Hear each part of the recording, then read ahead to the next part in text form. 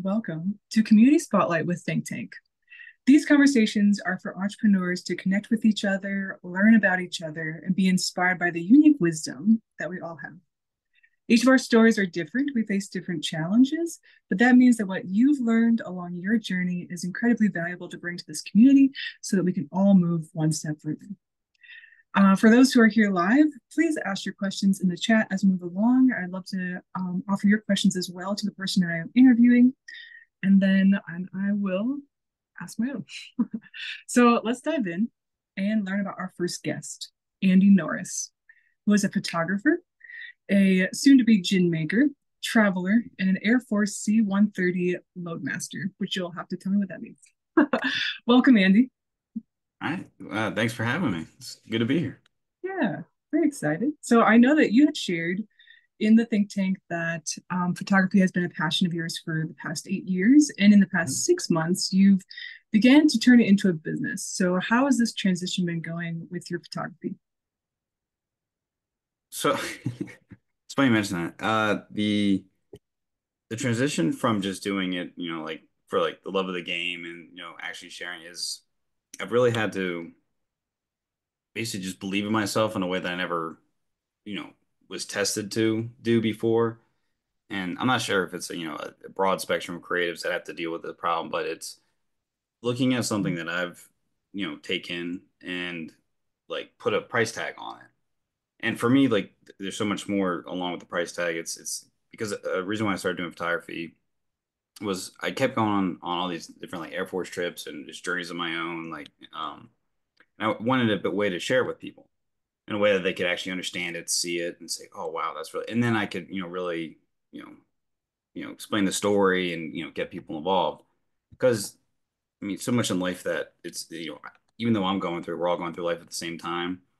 So to move into the professional side of it and like start doing photo shoots for people. I just did my first like military ball, which that was from an admin perspective, a huge growing lesson.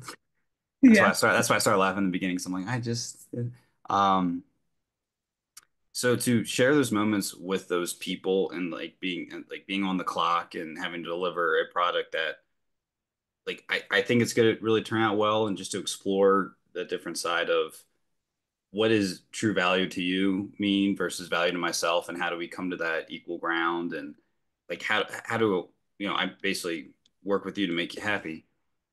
And so moving into that, it's actually I mean financials aside, it's so much it's become so much more rewarding I think as a developing skill because like I thought I already had the skills, but it turns out I have so much room to grow. So that's an exciting, portion of it, as well as making a little money. That's pretty good. But then also, I'm really capturing these like beautiful moments in people's lives and these special occasions, and Mm.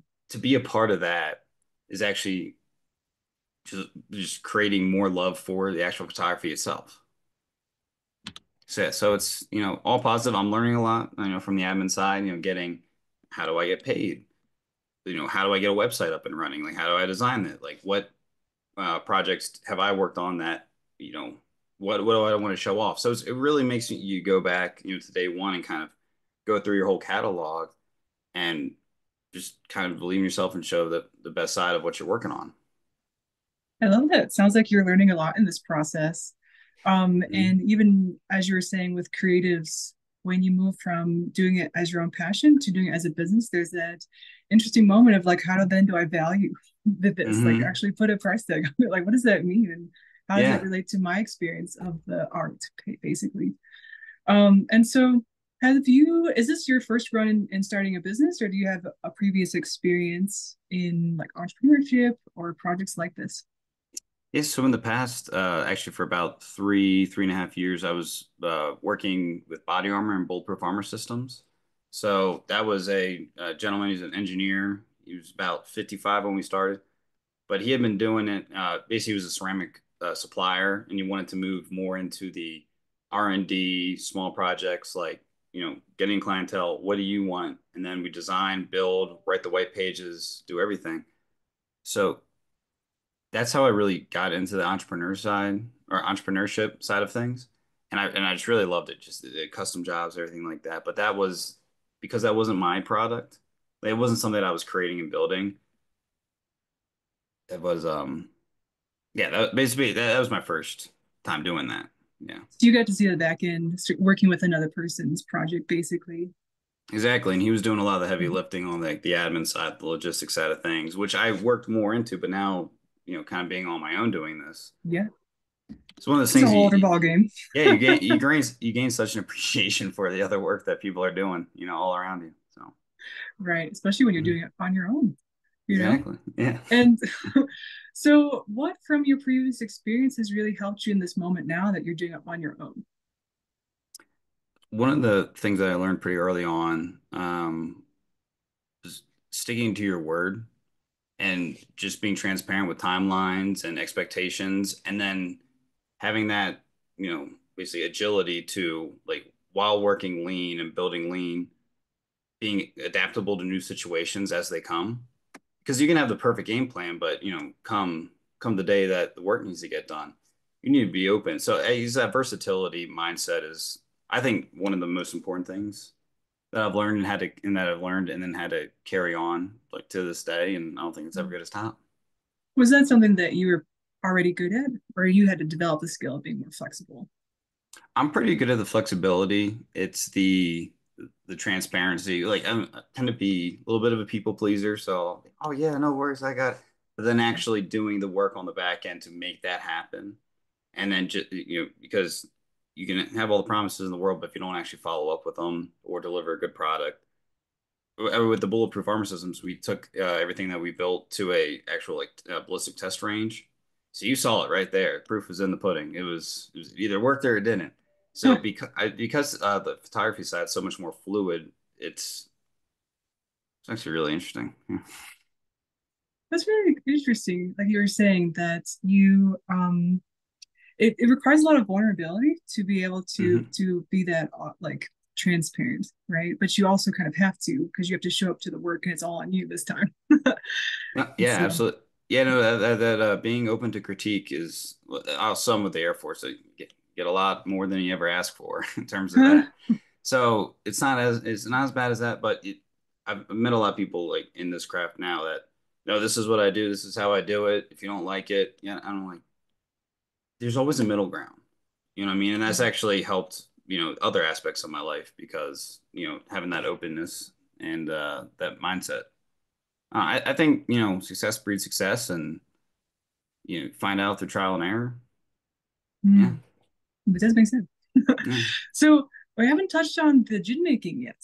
So Hmm. where are you in this particular idea? What inspired you as a potential new project to do this? So yeah, so with the gin making, so I love gin personally, and a lot of people don't like gin.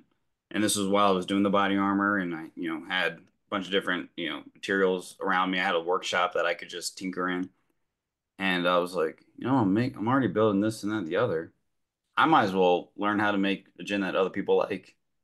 So essentially, spent just tinkering over the lockdown flavor over about 2 years.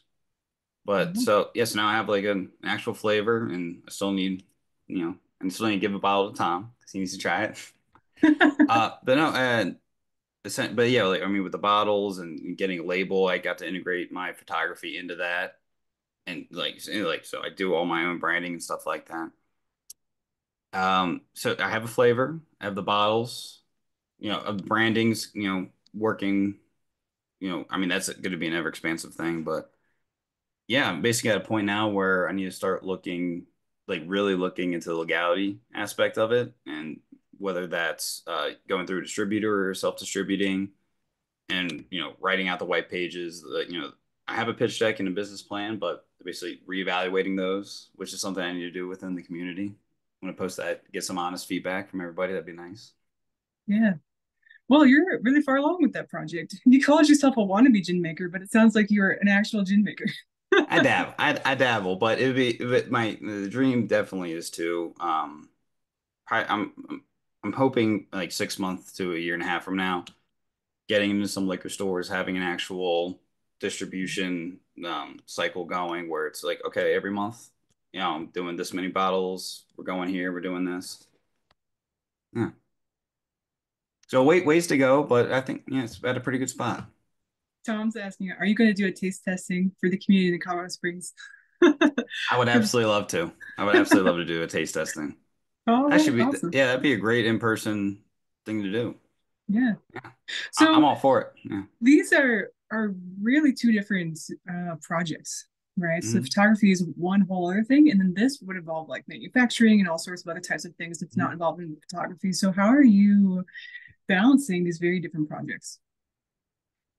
So the open and honest answer is with the full-time job and trying to accomplish these, Yeah, I really had to sit down, look myself in the mirror, and come up with a decision.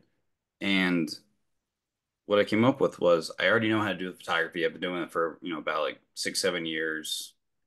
I have that skill set already. If I'm going to make any, mistakes or have any shortcomings on the business side of things and like learning how to actually work for myself and like believe in myself and work with others and just like building that up, I really wanted to focus on the photography. So not necessarily Jin's taking a back seat, but yeah, I'm putting in more hours with the photography because that's where I'm finding my shortcomings and learning those lessons because I already have the skill. So I need to pivot in the near future to apply everything that I've learned from the photography and put it into the gin. So it's essentially just, complicated balancing act, which, some weeks it's, 10 hours working on something. Next week it's about two. yeah. But yeah, I mean, find that balance is going to be, it's never going to be perfect, but if I can get to a point where I can just do the photography and the gin, split them, I'd be Yeah. very happy. Well, it's interesting because I think people look at the word balance and they think that means you have to put equal amounts into everything. But what I hear you saying is you're prioritizing for time at this takes the Hmm. front seat.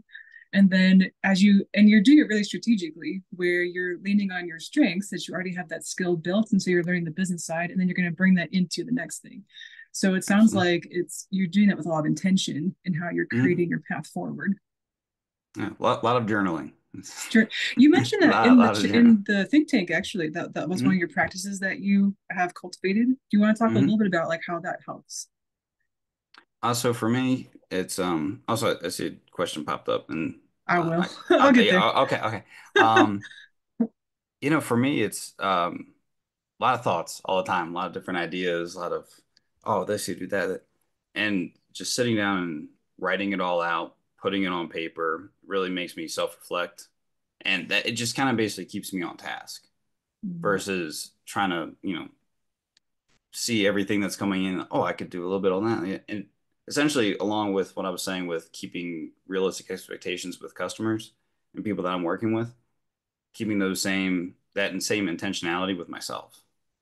So really kind of honing it in, seeing where we're at, and then just basically finding the best paths forward. Yeah, You but know, that makes a lot of sense, especially for a multi-passionate person. You know, at least I would call you mm, that. That you're focusing in, and that the journaling really really helps. And mm. there is a question in the chat. So this is regarding photography. How do you see AI being a tool that could help or hinder a photography business? What's your So thought on that?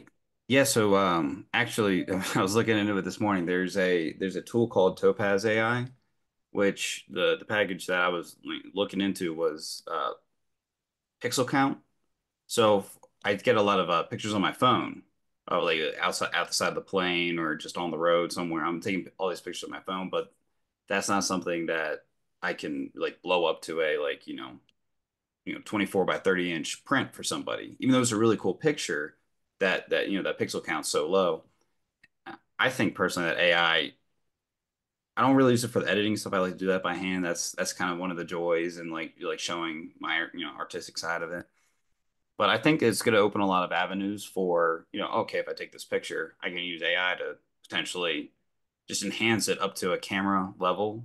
So I don't have to tote my camera around everywhere. So I think for me, at least, it's going to provide a lot of versatility. It's going to be a really good thing. Now, I know a lot of, for like, especially graphic design and things like that, people are using AI to like come up with logos and stuff like that. It's definitely not a perfect system or product, but I personally use it as a like way to get ideas on the page, and then from there taking that and creating something. Yeah. So So you really see it as quite the benefit if you're using it to your advantage. Yeah, absolutely. Yeah, I mean, in people try, on Facebook and stuff like that. People will post AI pictures and try to pass them off as photography, but Right. I don't know. I feel like it's really easy to see through, and also because I have the story to go along with every picture and like those memories that I'm willing to share. Yeah, I'm not sure. I'm not sure everyone wants to hear my story all the time, but yeah, I think that's one of the strengths that's gonna hopefully like set apart like actual photography versus just AI generated images. You've mentioned that a few times about the storytelling, that it's a Hmm. big part of the art of it, it seems. How Hmm. would you say storytelling has helped you with both of these projects, perhaps? So I know they talk a lot about basically distincting yourself from the competition. And I think that between the photography and being able to tell those stories, it does one of two things. It lets people connect to you in a more real way, and then also I mean, it really just adds a lot of humanity to just a picture. And I think opening those conversations allows a lot more freedom of information and ideas and things like that. Also, so I do that with photography, and then with the gin, the brand's called Traveler's Gin. So the idea is we want to have a portal where you go on the website or portal, whatever it may be, and I want to have a flavor for every country in the world. So that the basis of that community is you can drag and drop your own pictures and like on the labels and like share your stories. Like so, like the front label will be a picture, back one's a little story to go along with it, and just really like have that as a form of connection for people. And then you have teams like if someone doesn't really speak English because they're from I don't know like China or something like that, but they have these beautiful pictures. They can work with other people to help best sell their story, and it's whole thing. But Oh, I'm so yeah, glad I asked. I didn't realize that was going to be part of your vision. That's yeah, very yeah. cool. I said very very long ways to go with here, but that's the game plan. Awesome. Hmm. Well, okay, I don't actually know what the time check is. 1 minute. Okay. So, Okay. last question. Yes, man. It'll be quick. I like to ask folks, especially since you're part of this community now, Hmm. what is something of your personal strengths you would like to offer the community, and what is something that you would like to receive from the community? So something I would love to give and would be I feel like there are a lot of people out there, whether it be LinkedIn or on social media or something like that, they don't really have a lot of good, pictures that help, show who they are, like have a little bit of that personality shine. So like whether it be headshots or, go out, just get some pictures of yourself. That's something I love to offer up to people. And like event-based photography, like if you're putting something together, I love to, swing by, take some pictures for you, really help capture that moment and like whether you're posting online or like something just for you or for the people that are there. That's something I would like to give, something I'd like to receive. Definitely some helpful feedback on like a pitch deck or a business plan. Maybe when it comes to when I get to that point with the gin, a little bit of VC action, a little venture capitalism, some along those Okay. lines. Yeah. Well, that's great because I think that's part of sort of like how the think tank is building up toward being able to make those connections. And hey, that's awesome to hear about the headshots. I might take you up on All that. right. Yeah. So I'm in the Springs. I'm here. So sweet. yeah. Thank you so much for being here. It was really cool to hear about your projects and your passion and your many talents. So I look forward to seeing where things go. Absolutely. Thanks for having me.